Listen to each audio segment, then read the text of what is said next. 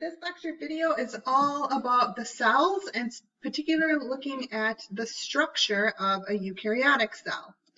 So cells are the basic unit of life. Living things have to have at least one cell. The cell theory is basically what all of biology or any science that involves living things is going to be based on. And there are three main concepts to the cell theory. All living things are composed of cells. The cells are the basic unit of structure and function in living things. And new cells are produced from existing cells. So cells just don't randomly pop up.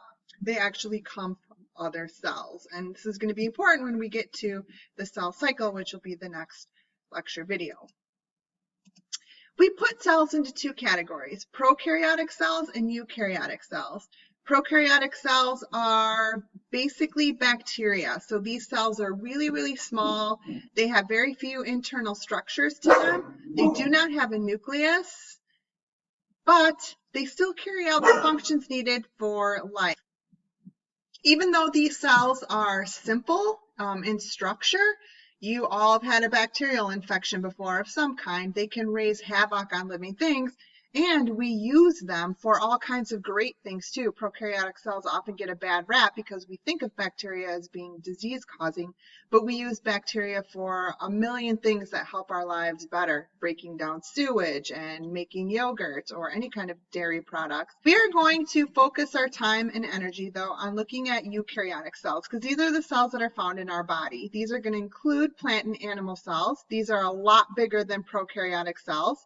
They have a nucleus, which is like the control center of the cell. They also have organelles. If you look at the word organelles, you can see it's organ and then the E-L-L-E-S, which is basically a suffix for small. So organelles are small organs in the cell. Just like our body has organs, a heart, a liver, small intestines, cells also have these small organs that carry out very specific functions.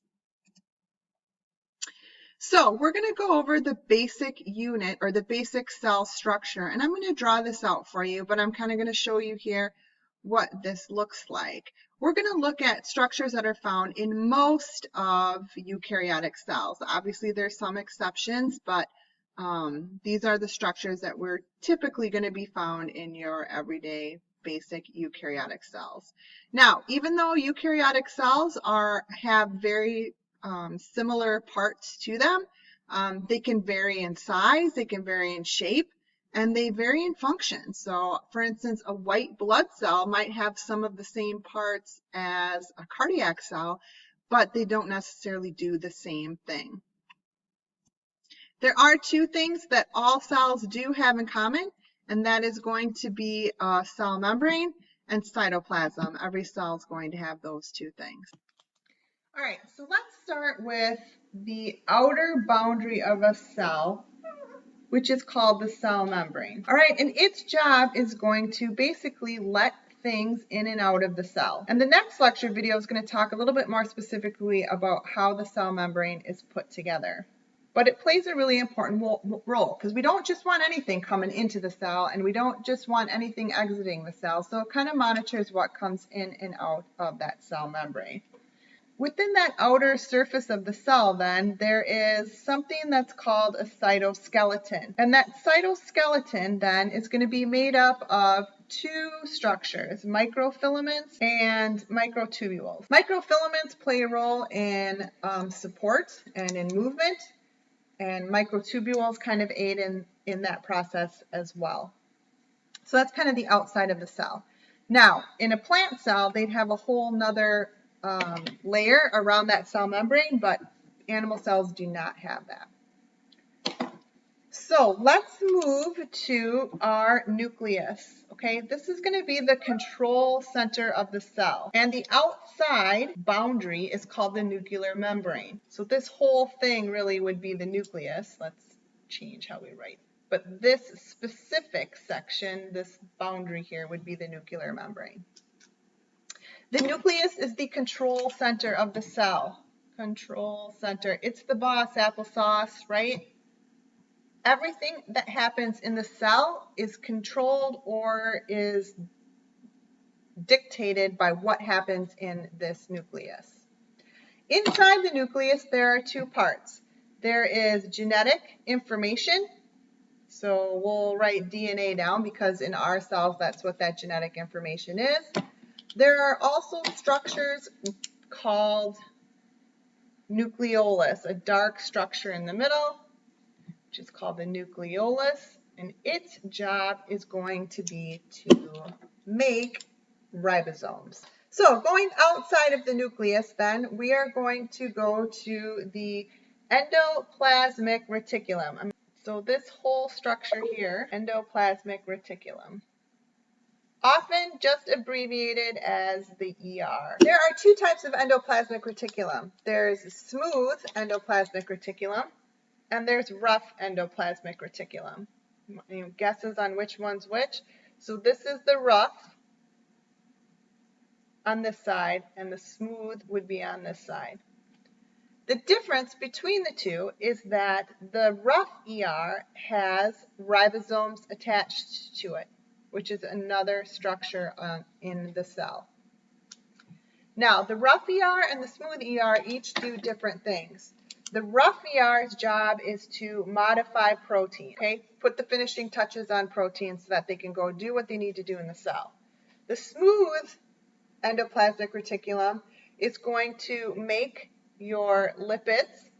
So it makes lipids and carbohydrates. It stores calcium, and it is going to break down toxins. So let's bounce back up then to the ribosomes.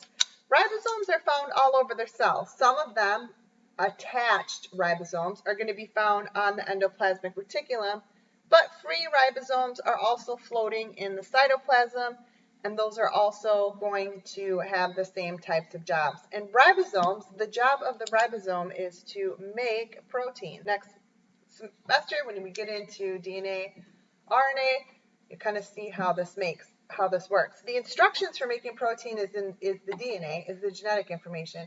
The place where those instructions are actually read to put the proteins together are in the ribosomes. Next structure is the Golgi bodies. The Golgi bodies are like the post office of the cell. They are going to collect, package, and distribute materials around the cell. They work together with these structures here called vesicles. If the Golgi bodies are the post office of the cell, the vesicles are the mail trucks.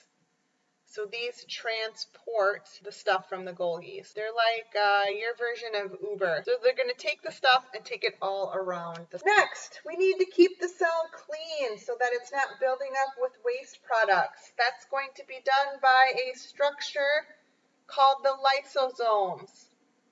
Lysosomes. It's an easy way to remember.